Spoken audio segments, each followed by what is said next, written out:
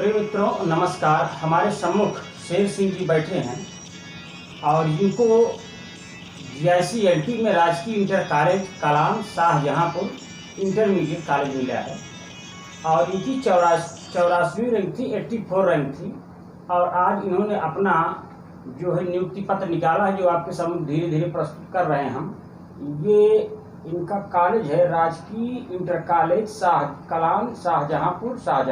ये जो है शेर सिंह, आप देख रहे हैं शेर सिंह की फोटो। और ये RK इंस्टीट्यूट की तरफ से इनका एक जो है भेजा जा रहा है। और उससे भी मजे की बात है, सज्जन भी हैं और अविवाहित भी हैं।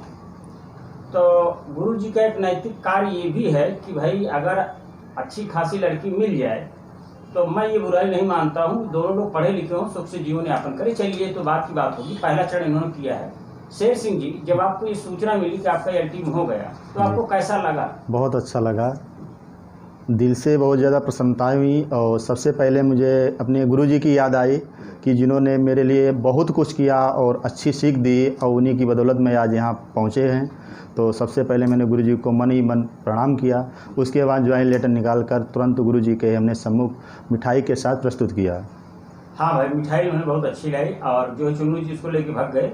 शेर सिंह जी, हम चाहेंगे कि आप अपने संघर्षों के बारे में इसलिए बताएं कि जो बच्चे अवसादग्रसित हैं या उनको ये लगता है कि भगवान हमसे ज़्यादा दुर्भाग्यशाली कोई नहीं है, उनके लिए थोड़ा मार्गदर्शन और प्रेरणा स्रोत के रूप में कार्य करें। आप अपने संघर्षों को थोड़ा बताएं। संघर्ष की बात की जाए तो मेरी पढ़ाई शुरुआत की दौर से देखी जाए बहुत कमज़ोर थी। मैं हाई स्कूल में 3rd था, इंटर जैसे तैसे किया। BA मेरा मतलब BA मेरा B.Ed लायक नहीं था क्योंकि 47% था। MA के थ्रू मैंने B.Ed किया। B.Ed करने के पश्चात में संघर्ष मतलब घर की स्थिति बहुत दयनीय थी, इस कारण मैं पढ़ नहीं सका। 2-3 साल की गैपिंग के बाद मैंने जैसे तैसे B.Ed किया। B.Ed के करने के पश्चात फिर मैं घर पे व्यस्त हो गया। फिर मैं जैसे तैसे मुझे हुआ कि मुझे नौकरी ही लेनी है, तो मैं घर से इसे कूद पड़ा और इलाहाबाद के लिए आ गए और लग गए। वहाँ पर भी हमारे गुरुजी जो थे डॉक्टर सही चंद्रा, उन्होंने मुझे सही मार्गदर्शन दिया और गुरुजी के सानिध्य में आ गए। और गुरुजी ने कहा कि ठीक है आपका हो जाएगा। मैंने उसी दिन से मान लिया मेरा हो गया। और गुरुजी के कहने पर लगातार आते रहे, जाते रहे। मुझे कुछ पता नहीं था कि हमें कुछ समझ में आ रहा है कि नहीं आ रहा है, लेकिन मैं आते रहे, जाते रहे। इस तरीके से मेरी प्रक्रिया धीरे धीरे मेरे अंदर विश्वास जागृत होता रहा। और 2017 में पहली बार में नेट क्वालिफाई होने के बाद 18 में जैसे या GIC वैकेंसी आई, वैसे मैं GIC में परीक्षा दी। परीक्षा के बाद मुझे अनुभव हो गया कि मैं इस परीक्षा में सेलेक्टेड हो गया। ये मुझे पूर्ण विश्वास हो गया था कि मैं इसमें सेलेक्ट हो गया। उसके बाद में वही TGT PGT का है, उसमें भी मेरा सिलेक्शन हुआ है। लेकिन मैंने TGT का इंटरव्यू आप लोगों के कारण छोड़ दिया। कुछ मेरे मित्रों ने कहा, प्रवक्ता का मैंने इंटरव्यू दिया। और करते करते धीरे धीरे आज ऐसा दिन आ गया कि मुझे नियुक्ति पत्र भी मिल गया, जो आज सबसे पहले मैंने अपने गुरुदेव के चरणों में समर्पित कर दिया। और रही बात ये कि मतलब सफलता के लिए निराश होने की कोई बात नहीं है, क्योंकि उतार चढ़ाव आना मतलब इंसान के ही मतलब जीवन में है। क्योंकि उतार चढ़ाव आते रहते जाते रहते, लेकिन अपना जो लक्ष्य है उसको धीरे धीरे एक लकीर है, उसको धीरे धीरे खींचते ऐसा करते रहो कि वो कभी मोटी होगी कभी पतली होगी, लेकिन वो किसी न किसी दिन आपको लक्ष्य तक पहुंचा देगी। तो धैर्य को ना छोड़िए और लगातार प्रयास करते रहिए, यही मेरी हार्दिक इच्छा है। तो और ये हम जानना चाहेंगे पारिवारिक पृष्ठभूमि, आपके पिताजी क्या करते हैं? पिताजी तो सर एक्सपायर हो चुके हैं अभी। अच्छा, पिताजी एक्सपायर कर गए जी। और हाँ। क्या भाई बहन हैं? भाई मैं 6 भाई हूँ और 2 सिस्टर हैं मेरी। सबकी शादी हो चुकी, मैं ही केवल बचा हूँ। अच्छा ठीक। आपकी उम्र कितनी होगी? लगभग 28-30? हाँ, वो ये 30 के एवरेज में होगी। 30 का है। 28 29 30 तक, मतलब 28 से 30 के बीच में है, जो मैं जानता हूँ। हमारा इनके पास तो हमारा डेट ऑफ बर्थ रखा गया है जी। चलिए, तो हम सारे दर्शकों से भी कहेंगे कि आप लोग मेहनत करें। और जो है क्या नाम के, ये नैतिक जिम्मेदारी मैंने ये भी लिया है कि अगर योग्य वर और वधू मिल जाए तो मैं समझूंगा कि कर्ण वाला कार्य हमारा पूरा हो जाएगा। और इनके बहुत ही अजीज मित्र अरुण जी हैं, जिनकी तरफ मैं थोड़ा सा चाहूँगा कि वो भी इनके बगल बैठ जाएं एक बार, तो इनका भी आ जाए, क्योंकि आने वाले समय में ये भी साक्षात्कार का इनका वीडियो बनेगा। और ये LT में माध्यमिक शिक्षा सेवा चयन बोर्ड में TGT का इंटरव्यू दे चुके हैं। और हम सब चाहते हैं सारे दर्शकों से कि इनके लिए भी दुआ करें। शादी तो इनकी हो गई है अरुण जी की, अब इनको अच्छा सा जो है क्या नाम की नौकरी मिल जाए अरुण जी बहुत बहुत धन्यवाद। आप कुछ कहना चाहेंगे?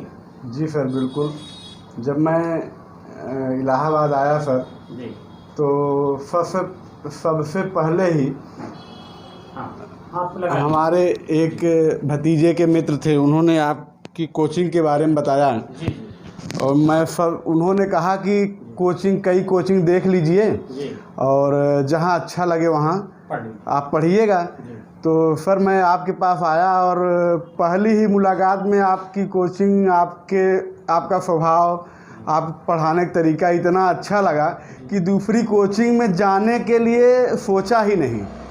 और हमको इतना अच्छा लगा कि इतनी जल्दी मैं बहुत कम समय में आपके दिशा निर्देशों पर इतनी जल्दी मैं टीजीटी सिलेबस को एब्जॉर्व किया कि मैं अपने आप को गौरवान्वित महसूस करता हूँ, मैं आपका शिष्य हूँ। और सबसे बड़ी बात यह है सर कि एक हमारे साथ जुड़ा रहा कि मैंने टीजीटी के अतिरिक्त किसी अन्य कोर्स की तैयारी नहीं की। यही आपकी सफलता का राज भी है, क्योंकि ऐसा नहीं कि जिन बच्चों का रिटर्न नहीं हुआ है तो वो कमज़ोर हैं या गधे हैं। उनके पास कई ऑप्शन रहे होंगे, जैसे प्रवक्ता भी पढ़ रहे होंगे, यूजीसी भी पढ़ रहे होंगे, वनडे परीक्षा भी कभी कभी दे देते हैं, टीजीटी भी दे रहे हैं। तो उन सारे विद्यार्थियों के लिए मित्रों देखिए, नौकरी तो आप एक करोगे तो पहले एक में फोकस करके आप उसको ले लीजिए, फिर बाद में आप कलेक्टर तक बनिए, कौन रोकता है भैया। जी सर, मैं फॉर्म तो सब भरता था। जैसे अभी इंटरव्यू के पहले 25 को मेरा इंटरव्यू था और 24 को यूजीसी का पेपर था। पेपर देने में गया, मेरे क्लास रूममेट प्रेम सागर जी थे, उन्होंने कहा कि भैया कुछ तो देख लीजिए यूजीसी। मैं सर केवल इंटरव्यू को फोकस किया, एक भी दिन यूजीसी की किताब देखी नहीं और मैं जाकर के यूजीसी पेपर दिया, लेकिन पूरा फोकस इंटरव्यू पर था। और आपके आशीर्वाद से मैंने आपका आशीर्वाद भी फ़ोन करके लिया था सर, और वहाँ पहुँचने पे आपके दिशा निर्देशों पे इतना अच्छा इंटरव्यू गया, मैं मन ही मन आपको चरण स्पर्श किया। और उसके बाद जो ये था कि सर मैं हमेशा से यही जानता हूँ कि जिसको आप समर्पित कर दीजिए, चाहे ईश्वर हो चाहे गुरु हो, तो वो सहयोग करते हैं। वहाँ मैं इंटरव्यू नहीं दे रहा था, एक तरह से हमारे स्थान पर हमारे गुरुवर इंटरव्यू दे रहे थे और कोई भी क्वेश्चन जो है लेफ्ट नहीं हुआ, सारे क्वेश्चन का आंसर मैंने उनको दिया। चलिए ठीक है, तो मैं ये कहना चाहूँगा कि हिंदी टीजीटी पीजीटी जो बच्चे हैं उनको भी मार्गदर्शन करना चाहते हैं, तो हम चाहते हैं कि एक बार वो जरूर हमसे मिल लें या फ़ोन पे भी कॉल कर लें, और तो अच्छा रहे। शेर सिंह जी, आप कुछ और अपने बारे में बताना चाहते हो तो आप बताइए अपने संघर्षों के बारे में। संघर्ष तो बता दिए सर। हाँ जी, संघर्ष तो बता दिए सर। हाँ, संघर्ष के बारे में बता दिए। एक बार हम भी आपके साथ आते हैं तो जिससे थोड़ा सा आ जाए, थोड़ा सा आप इधर आ जाइए, हल्का सा बस। तो मैं अपना देखता हूँ, ये शेर सिंह जी हैं जो कभी ऐसी स्थिति में आए और इन्होंने पूरी चीज़ बताई हमसे, लेकिन बंदे ने कभी हीन भावना की, गरीबी की या किसी उसकी शिकायत नहीं की। मुझे इस बात के लिए गर्व है कि इनको जो भेजा गया था हमारे गुरु जी के द्वारा भेजा गया था, और मैं ये समझा था कि इनके लिए पूरी संवेदना दिखाएंगे, लेकिन मैं कुछ कहने ही वाला था तो उन्होंने कहा सर इकोनॉमिकल संवेदना ना दिखा करके बौद्धिक संवेदना दिखाइए जिससे मेरा कल्याण हो जाए, और आज वही हुआ है। जय हिंद, जय भारत।